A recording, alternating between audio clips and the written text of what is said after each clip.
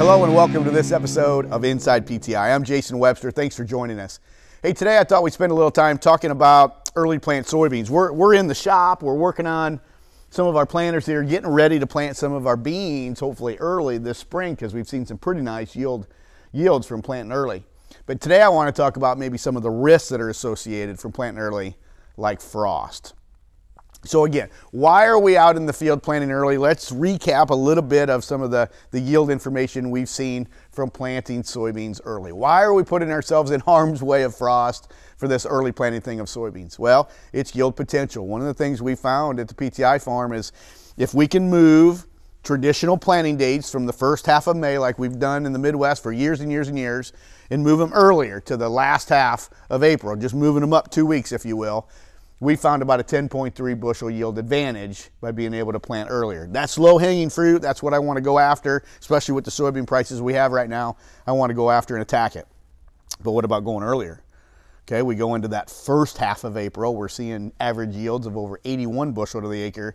And if we can get into the last half of March, we're seeing over 85 bushel yield averages. So those are yields I'd like to get. If I can get soils fit, I want to go out and plant earlier to extend the growing season to try to get higher soybean yields. So that's why we're out planting earlier. That's why we also have a pretty high risk of potential frost damage in soybeans. And I will tell you, in 2021, it's the most frost damage that I've had to go through here at the PTI farm. Now get this, this winter, as we traveled around doing the PTI farm winter tour, I told growers, I said, you know, I did have frost damage. It actually made my bottom 10 when it came to return on investment. This was a big time loser for me with frost damage. And I told growers, I said, okay, we had frost damage at the PTI farm. Do you think tillage had anything to do with the amount of frost damage I had? In other words, do you think conventional tillage gave me more or less frost compared to a reduced tillage like no-till? And if you look at the average data of all the meetings we did this winter, 40% of the growers said, we probably thought you had more frost in conventional tillage. Whereas just a hair over half, 54% of the growers thought we had more frost damage in no-till. And the guys who said no-till were exactly right. Let me show you what happened at the farm. We got in, this first green circle on the left, we got in and we planted soybeans right after the 1st of April, okay?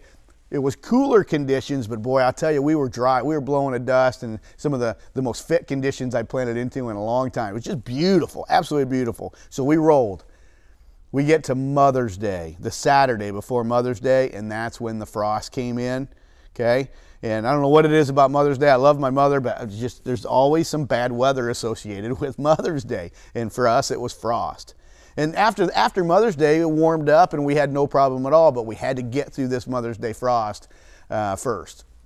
Here's some of my beans. Again, this was from the Mother's Day massacre. You can see with the frost out here on these soybeans that were up out of the ground.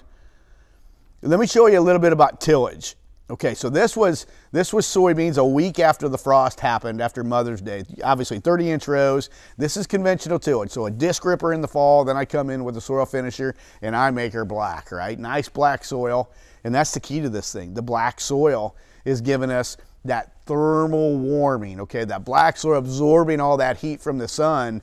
And this is what allowed me to get through this nipping frost. That's what I call it, not a freeze, but a nipping frost. I had enough warmth in the soil to get me through those low nighttime temperatures and that nipping frost. Now, as we start reducing tillage, check this out. We go to strip till, and one of the things I always talk about in strip till is you gotta make me a nice wide strip, okay? Part of it is to keep the planter, you know, so the planter fits on that strip, but part of it is having enough black soil, moving that residue far enough away from the road to give me some of this thermal warming, this thermal radiation, if you will, to get through this nip and frost.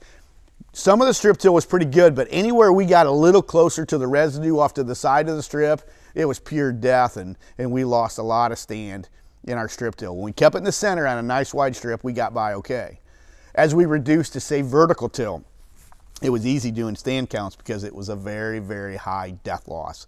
The frost really wreaked havoc on vertical till. And then in no-till, we didn't even have to do any counts at all. It was just all dead. we got frosted off just because of all this residue. We had minimal thermal warming due to lack of black soil being exposed to increase that soil temperature. And so this resulted in substantial damage, and really we had average stands anywhere from 0 to only 36,000 out in the field. So it was a really easy decision to replant this. Now, we planted some beans in March, matter of fact, March 10th, and they were calling for the frost, and I had an intern that didn't look real busy one day, and this would have been the Friday before the Mother's Day massacre. I said, listen, since you're not busy, I want you to go to every Ace Hardware store in Livingston County, and I want you to buy every tarp that they have in the place. And he says, well, why do you want me to do that? I said, well, you go get the tarps, bring them back, and I'll show you. You know what they say when you're listening to the weatherman on the news, when a frost is coming, the weatherman will say, cover your plants, we're going to have a freeze or a frost. And so that's exactly what we did. We covered our soybean plants out in the field. We laid these tarps down. I wanted to see if we are going to get a killing frost, I want to know what my beans would have yielded from this March 10th planting date. So that's what we did. We covered up half of the first planting date, and we wanted to see what would have happened here. So we covered them all up, and then we waited for the frost to happen. Sure enough, the Saturday, that night, we got the frost, and it looked like it did a real number on some of these early planted beans.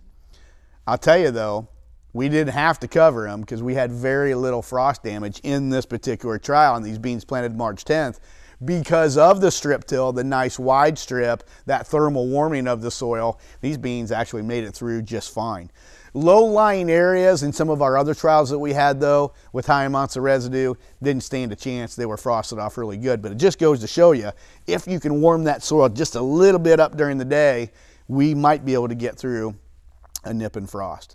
Look at the yield losses from the various tillage programs. Conventional tillage, I didn't have to replant anything. They look gorgeous. Matter of fact, they made 84 bushel to the acre. They did pretty well. Strip till in the low-lying areas and wherever we got next to residue, we lost about 26 bushel to the acre. Vertical till, it was even worse, 30 bushel losses. And our no-till was pretty devastating in almost 38 bushel losses as a whole. So today's Inside PTI agronomy tip of the day is this. If you're going to plant soybeans early, how do you protect yourself somewhat against a frost injury? And I've got it circled right here on the screen. It's residue managers. I look at myself at PTI here. I'm going to have some no-till beans. And if I'm going to go in and plant beans early, what can I do to protect myself? And our new residue management system in Reveal is going to be one of the things that we use. It's going to be a tool in our toolbox. Look at this new residue management system. You'll notice it's hanging from the frame of the planter, not on the row unit. It's got a gauge wheel on it, and we can do a really nice job of leading the way in moving residue off to the side to allow some black dirt to be exposed, grab that heat from the sun, and let's get through potentially a nip and frost, okay? Again, look at these March 10th beans. Look how we were able to move that residue off to the side and protect these soybeans, giving them a little bit of warmth during the day. It got me through. It actually worked. Now, I know Reveal is a new system. Not a lot of you folks may have this, but there's a lot of systems with Clean Sweep out there with regular row cleaners. And with the controls in the cab, we can be just a little more aggressive potentially. Again, I don't want to do tillage with our row cleaners. I'm not saying that at all. But I'm saying that we can lead the way and move that residue aside. Not doing tillage, not moving a bunch of dirt, but doing a good job of pushing that residue off to the side and getting a little black soil exposed to the sun to get you a little bit more heat. Well, that's all the time we have for today. If you've got any questions about anything that we've talked about, remember, you can always reach out to your local Precision Planting Premier dealer, or you can send us an email at InsidePTI@precisionplanting.com. We'll see you on the next episode of Inside PTI. Thanks so much for watching.